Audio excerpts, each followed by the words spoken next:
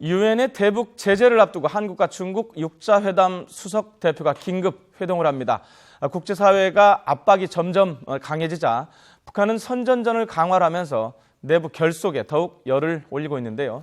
취재 기자 연결해서 상황을 좀 알아보도록 하겠습니다. 이선아 기자. 네, 이선아입니다. 예, 6자 회담 수석 대표 만난다면은 주로 북핵 문제를 논의하는 자리가 될 텐데요. 어떻게 해서 이번 회동이 마련된 겁니까? 네, 중국 6자 회담 수석 대표인 우다웨이 한반도 특별 대표가 우리나라를 오면서 둘의 회동이 성사되게 됐습니다. 인천공항을 통해서 잠시 후에 방한합니다. 오후에 우리 측 수석 대표인 황준국 외교부 한반도 평화교섭 본부장과 만납니다. 대북 제재 이후 북핵 문제를 어떻게 풀어나갈지 등 한반도 정세 전반에 대해 논의하게 됩니다. 또 중국이 대북 제재를 얼마나 충실히 이행할지나 또 우리나라가 추가로 북한에 독자 제재를 가할 것인지 등을 두고도 치열한 탐색전이 벌어질 것으로 보입니다.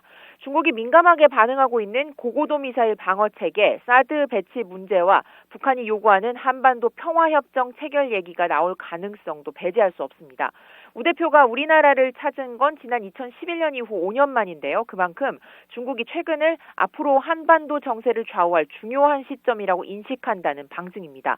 앞서 엊그제는 미국 국무부의 동아시아 태평양 담당 차관보가 방한해 대북 제재와 북핵 문제를 논의하고 중국으로 갔습니다.